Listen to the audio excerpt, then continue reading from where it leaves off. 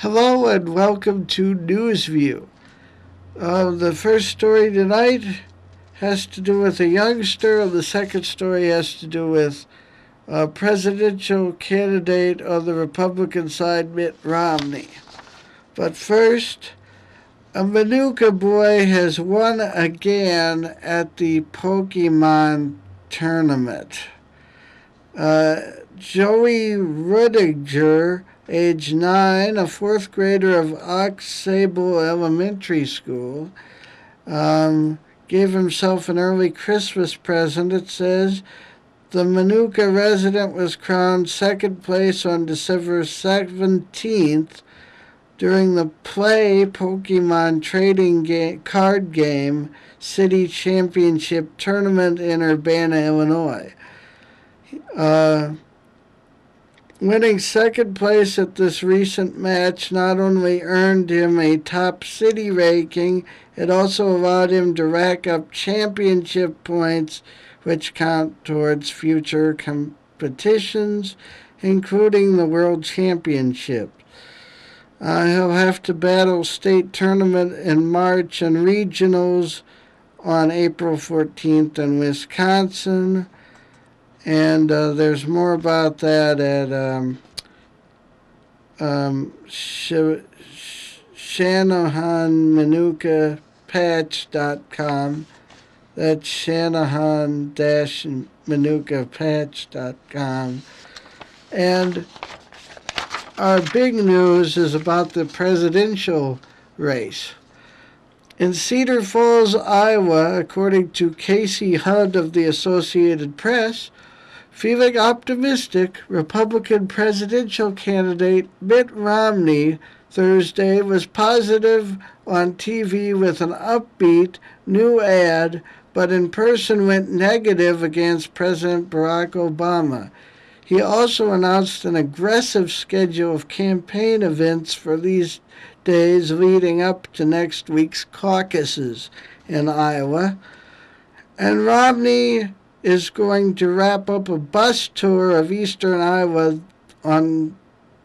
he did today. And he plans to campaign in New Hampshire early Saturday before returning to Iowa that evening for a series of events on the economy. Romney's 6 rallies begin New Year's Day in Council Bluffs, Iowa, which is in the western part of the state. In 2008, he did well in nearby counties where agribusiness drives the economy, and he'll hold another set of rallies in eastern Iowa, where he also performed well in the past.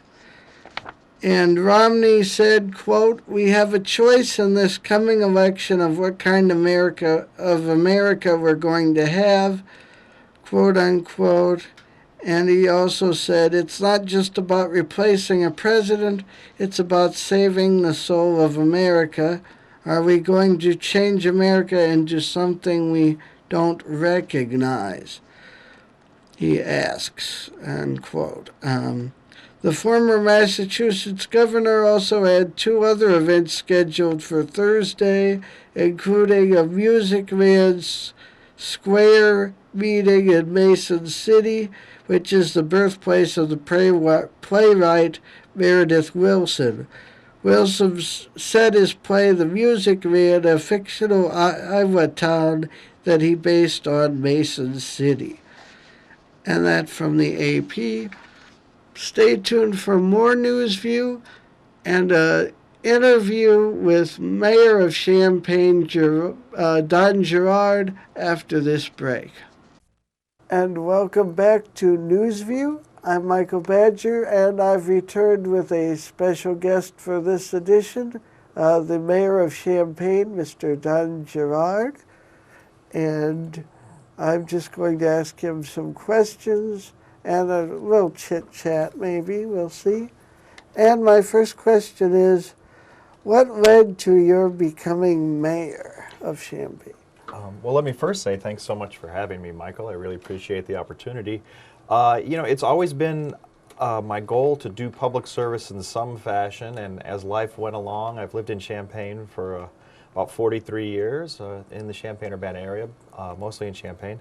And I always wanted to do some sort of public service, and it just got to the point where my kids were in high school, there was nobody running for mayor, and I thought, well, that's a seat on the city council, so I'll give it a shot. And, we put together a nice campaign and went out and knocked on a lot of doors, and I think people responded. So. Sounds good. Thank you. And my next question is, what is your belief of the current state of Champaign? The current state of Champaign? Well, I think Champaign's in pretty good shape. I mean, a lot of municipalities are looking at budget deficits, they're looking at, facing bankruptcy or borrowing their way out of debt. We actually are still in the black, so we're okay.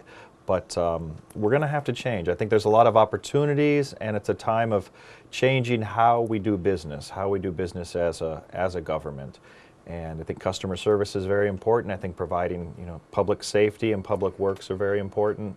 And we're going to have to figure out ways to have revenue streams to support those types of things and figure out what we can do without. So it's a really interesting time. There's a lot of new leadership. There's new leadership at the university. We have a new school superintendent coming in, new chancellor at the university. So there's a lot of opportunities. So we'll see how things unfold. But I'm very optimistic. I think there's a lot of good people, and I think people are ready to invest a little bit and make our community grow even more.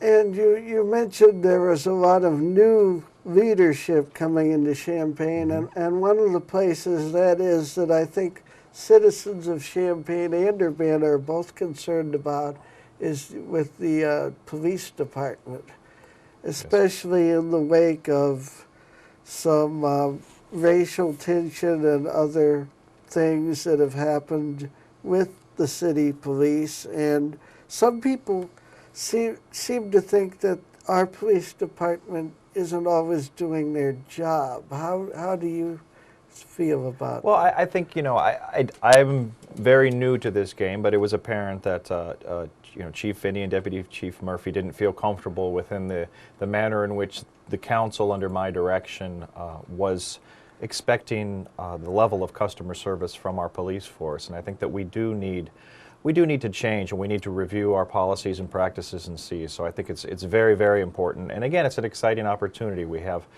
bring in new leadership, and I hope that leadership will be more in concert, more in working with the council and the mayor.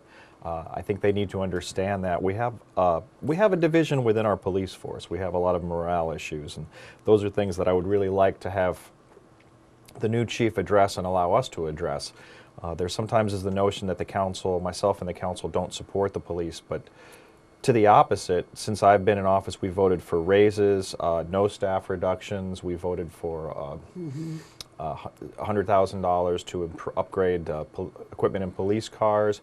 We voted in favor of having some officers be promoted, and we're working on making sure that their pensions are appropriately funded. So I think in all the manners where we can really truly support the police, we do. We have great respect for the police department, but right now it's just a difficult time, and I'm confident that with the new leadership we'll have better community relations, have better relations with the council, and it's it's not just a racial issue. I hear people having frustrations with the manner we have to do business all across the community.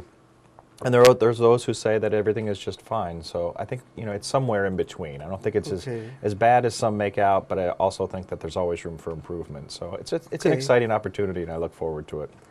Well, that's good. And what are some goals you can share with us regarding your vision for the city?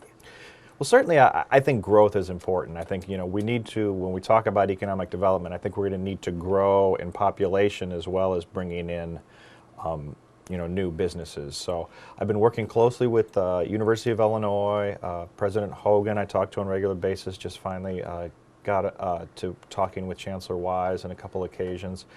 And we have opportunities like Research Park. We have opportunities with RDC. We have opportunities with Urbana to look at ways to bring not only tourism but bring business and try to grow our community.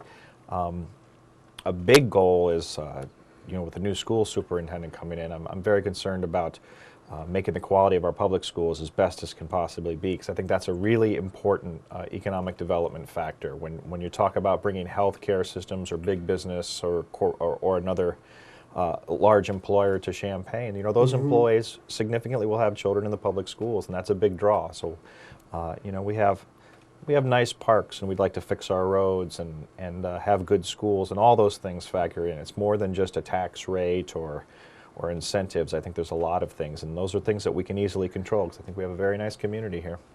Well, I think so too. And is it true that I heard you talking on the radio with Jim Turpin about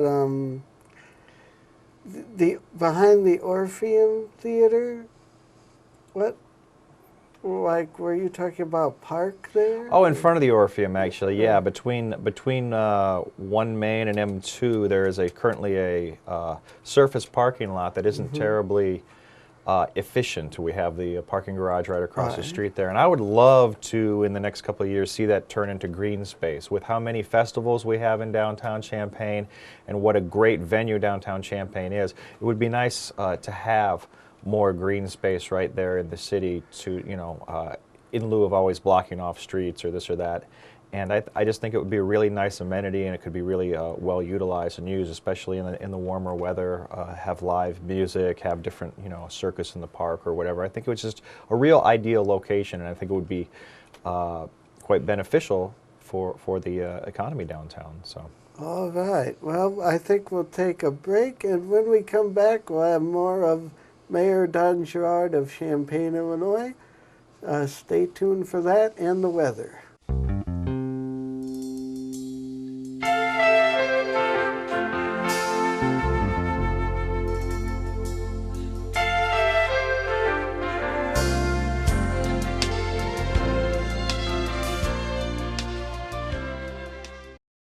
Hello, welcome back to Newsview. I'm Michael Badger with my special guest tonight, Mayor Don Gerard of Champaign, Illinois.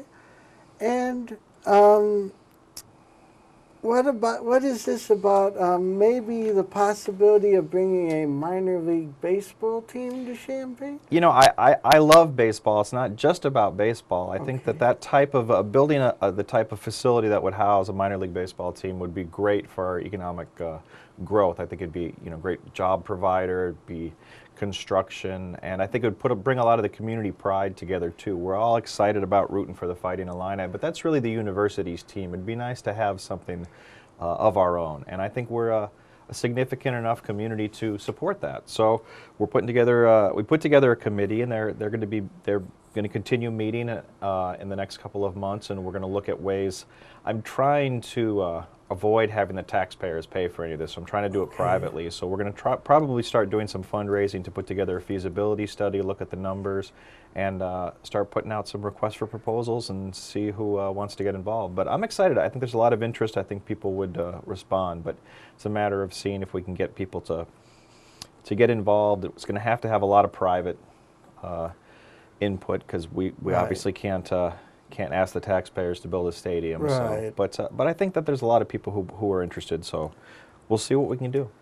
And as for location, where exactly would we do this? Is it true that you were suggesting Country Fair? Country Fair was one of the suggestions. A lot of people have come back to there. That's been an area that, you know, unfortunately, that we've just are not terribly proud of in the last couple of decades. It's an area that just seems to be a little bit of a blight. It's not what it could be, and it takes up a lot of space. I've also looked. I really like the idea of Neal Street and 74, right between the North Prospect area with the Marketplace Mall and our own downtown, just right there, straight up Neal. There's a pretty significant chunk of land there under the water tower. So where the restaurant used to be. Exactly, yeah. So right in that area, and I think it makes sense from the standpoint of Human Kinetics is right there. So if we could have some kind of partnership with a major sports publisher, I think that would be a great natural fit. No, I like that idea for a location myself. Yeah, right there off the interstate, and I always like it when I'm out traveling. If I happen to be traveling the country, I get excited when I see a baseball stadium. Yeah, me too. You know, you see it from the interstate, especially if the lights are on or something. It makes me get excited about the town. Well, that's a great possibility. Were you in any public office before becoming mayor of Champaign? No, this is the first time I've ever run for Okay. public office, first time I've ever held public office. Okay. I've done things. I was president of the board of directors of the cooperative nursery school, things like that. I was on student council in high school, but really this is my first time in an elected position. Okay, thank you. And what do you think of all the research going toward a high-speed rail that would connect Champaign to Chicago and St. Louis? Well, I think that would solve a big part of our airport problem, for one thing. If we had, you know, a 40-minute ride to O'Hare, a 40-minute ride to St. Louis, and a half an hour to Indianapolis, that really greatly reduces the need to have an airport. I think it would be fantastic. I think the opportunities are endless. I mean, just in terms of both the university and the city of Champaign, the city of Urbana. So I'm all in favor of it. I don't foresee it happening for 10 or 12 years, even if we get things rolling. But I think especially in terms of, you know, the airlines, I think the airlines would be an obvious place to look for investors. I think that it's costly to have the little puddle jumper flights, the little commuter flights, and this would be a manner really to connect the University of Illinois with 3 major cities, and then, you know, from Indianapolis on to Cincinnati. So really, to me, it makes perfect sense, and it would be a great way to, as I said, to deal with our airport situation and to just have all kinds of opportunities with bringing people down from Chicago up from St. Louis and vice versa. Well, do you have any other comments regarding anything that you'd like to say to the people watching tonight? Well, I really, as always, like I said, I really appreciate the opportunity to come on and chat with you. I'm very excited about both communities of Champaign and Urbana have been, for the most part, very receptive, and we've been having a lot of fun, and I think we were getting things done in terms of non-legislative things, in terms of promoting a lot of our not-for-profits, our faith-based organizations, things that really invest in the community, organizations such as See You at Home, or you know, just any number of Eastern Illinois Food Bank or the food pantries, these types of things. It's always, I'm so grateful to have the opportunity to help support these types of things, and I wake up grateful every day that we have them. Well, that's great, and thank you. I think this concludes tonight's interview portion of Newsview. Please stay tuned for the weather and all the rest right here on Newsview. Hello, I'm Michael Badger, and this is your Newsview weather forecast for the weekend. Friday night tonight, 31 degrees Fahrenheit and getting less cloudy. Saturday for tomorrow, Saturday, mostly sunny, a high of 50 degrees Fahrenheit. Saturday night, mostly cloudy skies with a low of 38 degrees Fahrenheit. And for your New Year's Day Sunday, a high temperature should reach about 43 degrees Fahrenheit, and Sunday night, a low temperature of 24 degrees Fahrenheit. I've just brought you your Newsview weather forecast for this weekend, and Happy New Year, Happy 2012.